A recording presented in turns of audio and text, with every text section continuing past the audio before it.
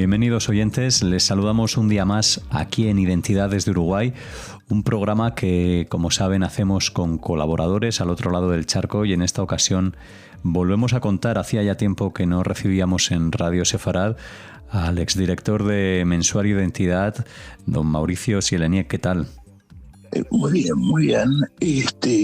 Encantado de poder hablar con ustedes, con la audiencia, y en momentos un poco no fáciles para Israel. Y bueno, tenemos varios temas a desarrollar. Voy a tratar de ser lo más sintético que hay.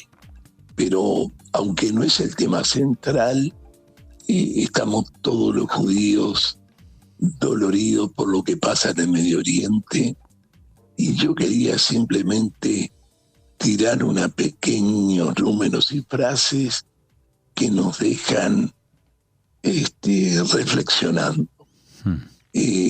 Mucha gente dice que el sionismo es imperialismo, el sionismo es cualquier calificativo, y yo diría en cifras simplemente, porque no voy a contestar eso, simplemente que el mundo musulmán tiene 33 mil millones de hectáreas. El judaísmo tiene en Israel 21.000 hectáreas. Estamos hablando de 33 millones de hectáreas frente a 21.000 hectáreas del judaísmo. Es decir, podemos ser imperialistas cuando uno tiene 33 millones y nosotros 21.000. Es decir, las cifras hablan por sí mismas. Musulmanes hay en el mundo, 1.200 millones de musulmanes. En Israel tenemos 7 millones de judíos. De alguna forma, en esta desinformación que estamos teniendo por parte de mucha prensa adversa a Israel, las cifras están contestando todo lo que queremos decir, porque estas cifras implican quién es imperialista, si puede haber genocidios a barbaridad que nos han puesto, y bueno, es una expresión primaria antes de hablar sobre el tema, porque lo teníamos como deuda, aclarando, y más con estas cifras. Bueno, pues bien. Cifras con las que comenzamos Identidades de Uruguay, que nos lleva hasta la actualidad de un país, de Israel, que Mauricio, bueno, sigue ahora desgranando. Bien, nosotros somos la corriente judía humanista secular, un movimiento secular.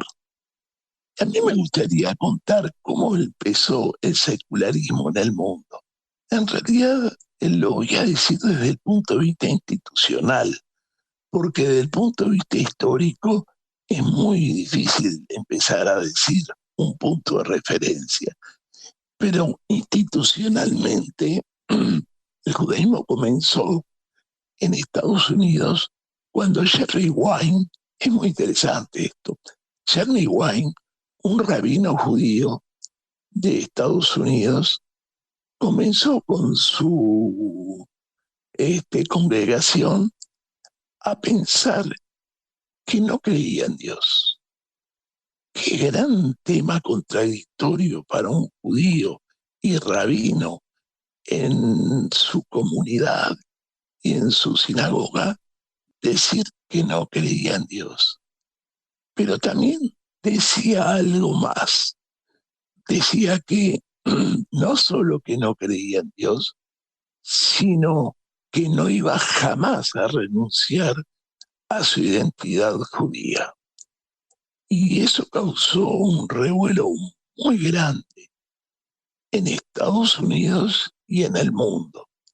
Y ahí fue donde, en esa situación contradictoria, se hizo una reunión de 6 personas en el mundo, y en Estados Unidos, que lo dirigió Jerry Wayne. Jerry Wayne incluso estuvo antes de morir en Uruguay hablando. Y tenemos el orgullo de decir que Leopoldo Müller, un gran intelectual judío uruguayo, lamentablemente desaparecido, que nos enseñó crítica bíblica, nos enseñó mil cosas del judaísmo toda su vida. Él también fue uno de los 6 que iniciaron el judaísmo secular en los Estados Unidos, que se transmitió posteriormente lentamente al resto del mundo. El judaísmo secular es, ¿qué pasa cuando un judío no cree en Dios, pero quiere guardar su identidad en este momento y en su familia y la continuidad de su identidad judía? Y entonces ahí comienza el movimiento secular, que es tan inmenso en este momento, que cada vez crece más, y tenemos que saber que el movimiento secular en los estados, en Israel, hay aproximadamente 60 rabinos seculares con este pensamiento. En Estados Unidos hay otro tanto, y hay un montón de hechos. Yo mismo, en lo personal, me casé en forma secular, pero guardando la tradición judía.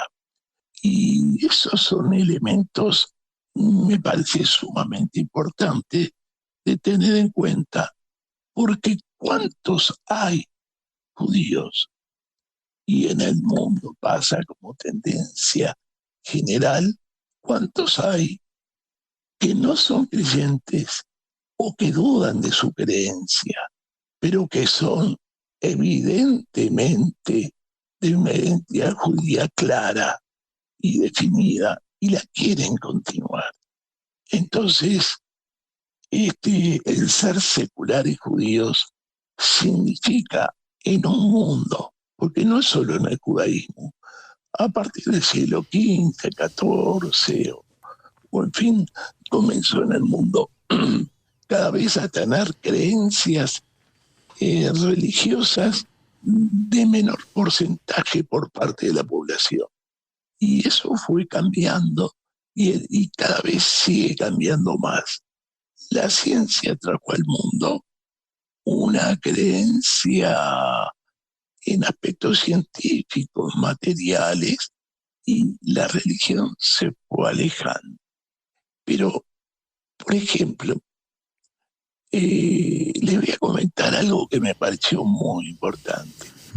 El gran escritor israelí, que lamentablemente falleció, que es Amos Oz, en su momento le dejó un legado a los nietos.